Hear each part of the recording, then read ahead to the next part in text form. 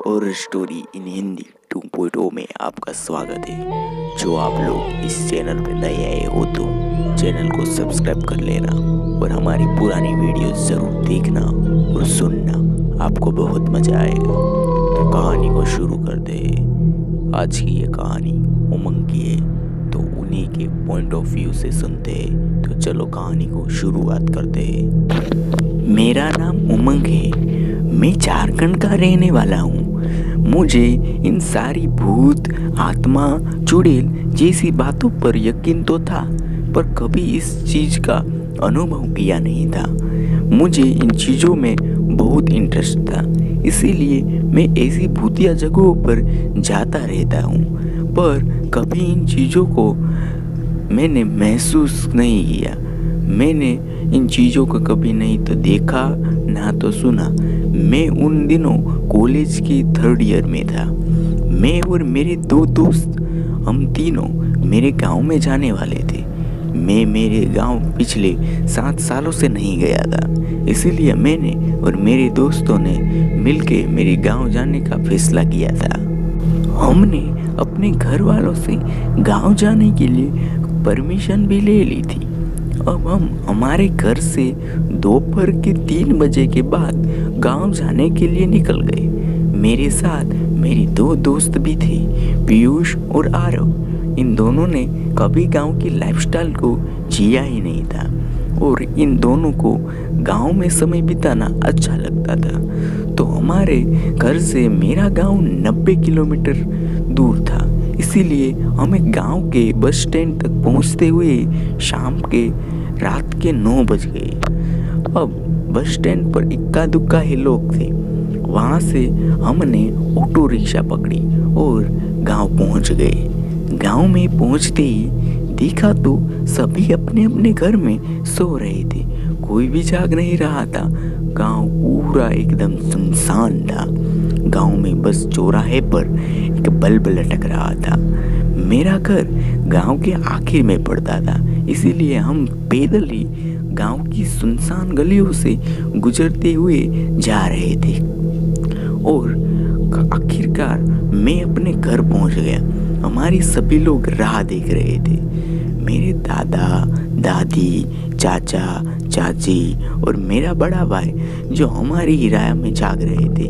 हमें देखते ही सभी इकट्ठा हो गए और दादी ने पूछा, आओ बेटे, आने में कोई दिक्कत तो नहीं हुई ना?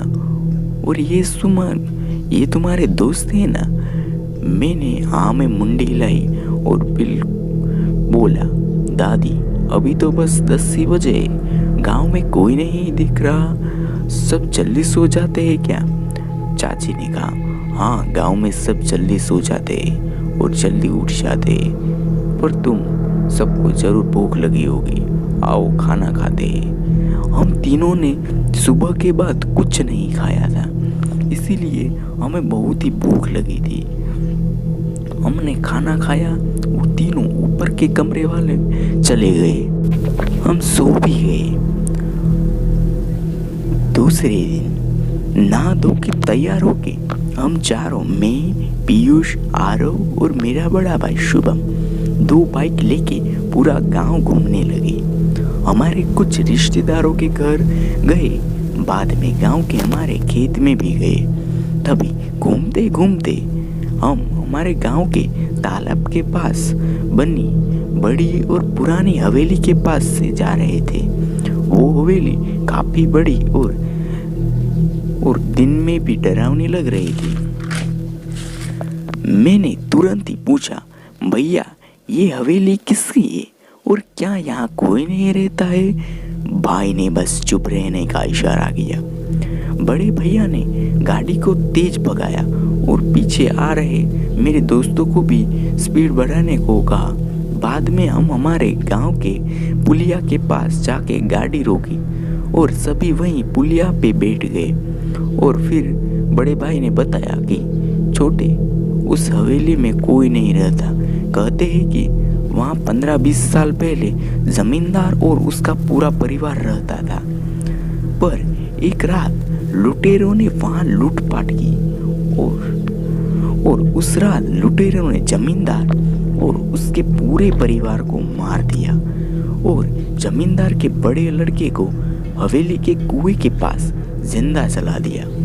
पूरा गांव उस रात उनकी चीखें सुन रहा था, पर उनके बचाव के लिए वहां कोई नहीं गया। तब से कहते हैं कि वहां आत्माएं घूमती है और उस हवेली में जाने वाला मारा ही जाता है।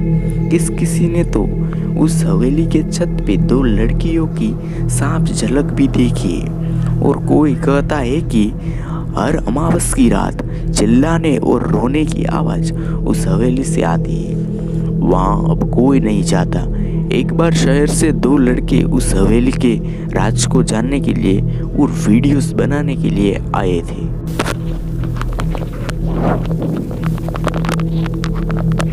गांव वालों ने बहुत समझाया, पर वो फिर भी रात को वहां गए। अगली सुबह दोनों की लाश बाहर हवेली के दरवाजे पे मिलती है। तब से कोई उस हवेली के अंदर कोई भी नहीं गया। बड़े भैया की बात सुन हम तीनों को भी थोड़ा डर लगा, पर फिर भी हम कुछ नहीं बोले। बाद में पूरे दिन तो यहाँ वहाँ घूमने में चला गया। रात को ये तीनों दोस्त अपने कमरे में बैठ के वहीं हवेली की बात कर रहे थे। तभी आरव ने कहा कि क्यों ना हम वहां जाके देखते कि कुछ वहां है या नहीं, कि गांव वालों ने बस बातें ही बना रहे हैं। आरव की बात सुन हम दोनों भी वहां जाने के लिए मान गए। हम तीनों के से भी करके घर वाले सो गए। घर वाले सोने के बाद हम बाहर निकल गए। उसके बाद हम तीनों घर से निकलकर घर के वाड़े से एक बाइक लेके उस हवेली की ओर निकल गए। हम तीनों बहुत जोश में थे। हम फिर हवेली के पास पहुंचे और छोटी सी 2 टॉर्च लेके दीवार कूद के अंदर भी चले गए। हवेली के दरवाजे के पास की खिड़की से हम अंदर चले गए। अंदर जाते ही हमें चारों ओर बस धूल मिट्टी और मकड़ी के जाले दिख रहे थे। बाद हम तीनों के पास रही टॉर्च को लेके आगे बढ़ के लगे। हमने आगे सीढ़ियों के पास देखा कि जमींदार की पूरी फैमिली की फोटो लगी हुई थी।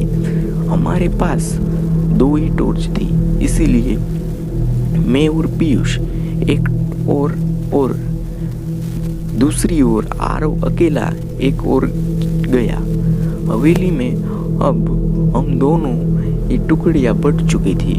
आरव अकेला जा रहा था और मैं और पीयूष भी जा रहे थे कि कुछ हमें महसूस करने को मिले। हम दोनों हवेली के अंदर पड़े सामान को देख रहे थे। हमारे पास में ही एक पुराना सा और बड़ा सा ताला लगा हुआ कमरा भी था। हम दोनों ने पास रखे पत्थर से ताला तोड़ा और अंदर चले गए। अंदर देखा तो सभी तरफ बस गड्ढे ही गड्ढे थे। हमें लग रहा था कि यहाँ किसी चीज के लिए खुदाई की थी। हम चारों ओर देख रहे थे। तभी पास की खिड़की के पास कोई काली परछाई मुझे दिखी। मैंने पीयूष को दिखाई तो वहाँ कुछ नहीं था। हम कमरे से बाहर आने लगे और कमरे से बाहर आके सब कुछ देख ही रहे थे। तभी नीचे से हमें चिल्लाने की आवाज आई। हम दोनों नीचे दौड़ के गए तो हमें नीचे आरव का एक जूता दिखाई दिया। हम आरव को ढूंढने लगे। तभी ऊपर वाले कमरे में से लड़की के चिल्लाने की आवाज आई और अचानक खिड़की पर वही काली परछाई साफ साफ दिखाई देने लगी। तभी जहां से वो तीनों अंदर आए थे वहां से टॉर्च की लाइट दिखाई दी। दोनों उस खिड़की के पास पहुंचे तो सामने देखा तो आरव दरवाजे के पास खड़ा बाहर आने का इशारा करने लगा और पीछे देखने को कहा। फिर हम दोनों ने पीछे देखा तो सीढ़ियों के पास वहीं जमींदार की पूरी फैमिली की परछाई उनके चेहरों के साथ दिखाई दी। सभी पास पास खड़े थे और अब हमारे ओर ही बढ़ रहे थे। मैं और पीयूष खिड़की के बाहर कूदे और दरवाजे की ओर दौड़ने लगे। पीछे मुड़ के देखा तो सब पीछे ही आ रहे थे। पीयूष मेरे आगे था। मैंने तभी बजरंग बाण का जाप किया। जय हनुमान जय बजरंग बाण देहि मान, काहे करे फिर कौन उधारे। मैंने तभी बजरंग बाण का जाप किया और मैं और पीयूष दरवाजे का पास पहुंच गए और उसकी कूद के दूसरी पार चले गए। हम तीनों बाइक तेज भगाने लगे थे। मैंने पीछे देखा तो हवेली के दरवाजे के पास जमींदार की फैमिली खड़ी थी और हमें जाते हुए देख रही थी और हवेली के कुएं के पास जलता इंसान मुझे दिखाई दे रहा था। हम तीनों घर पहुंचे और रूम में जाके सो गए। सुबह हम तीनों को तेज बुखार हो गया। बाद हमने वो बात किसी को नहीं बताई और उस दिन बुखार थोड़ा कम होते ही शाम में ये हमारे शहर निकल गए हम। तो दोस्तों, ये थी आज की कहानी। उम्मीद है आरोज की कहानी आपको अच्छी लगी होगी। तब तक के लिए बाय बाय और चैनल को सब्सक्राइब और वीडियो को लाइक कर लेना।